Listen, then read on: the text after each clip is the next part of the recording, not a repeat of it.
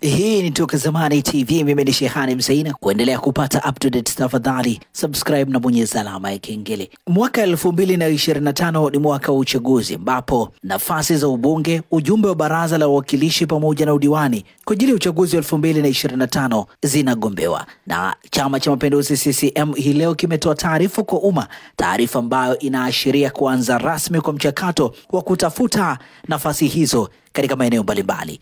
Kupitia katika taarifa ambayo imetolewa na Chama cha Mapinduzi iliyobeba anwani ya tangazo kwa umma, taarifa hii inasomeka kama ifuatavyo: Chama cha Mapinduzi kinawatangazia wanachama wake kwamba mchakato wa ndani ya chama wa uteuzi wa wagombea nafasi za ubunge, ujumbe wa baraza la wawakilishi na udiwani kwa ajili ya uchaguzi mkuu wa mwaka 2025 utaanza rasmi tarehe 1 mwezi Mei mwaka 2025 kwa zoezi la uchukuaji na urejeshaji wa fomu za maombi ya kuteuliwa kugombea nafasi hizo. Zoezi hili litaanza tarehe 1 mwezi Mei mwaka 2025 saa 2 kamili asubuhi na kumalizika tarehe 15 Mei mwaka 2025 saa 10 jioni.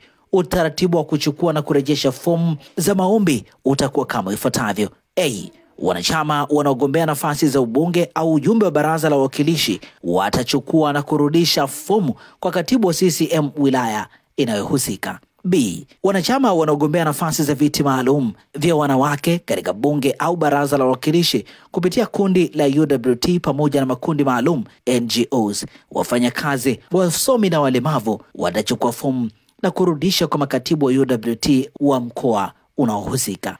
Wanachama wanaogombea nafasi za viti maalum katika bunge au baraza la wawakilishi kupitia jumuiya ya UVCCM watachukua na kurudisha fomu kwa katibu wa UVCCM mkoa husika. Wanachama wanaogombea nafasi za viti maalum vya wanawake katika bunge au baraza la wawakilishi kupitia jumuiya ya wazazi watachukua na kurudisha fomu kwa makatibu wa wazazi mkoa unaohusika.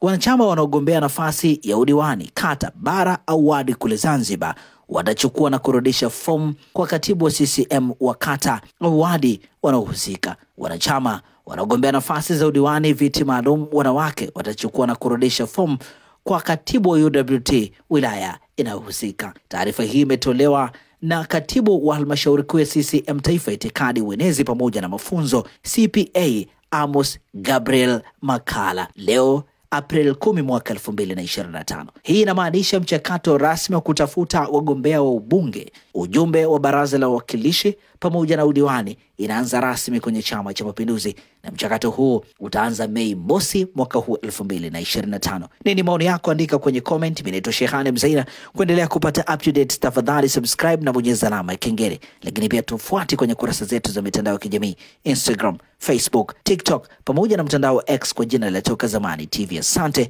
na kwaheri kwa sasa.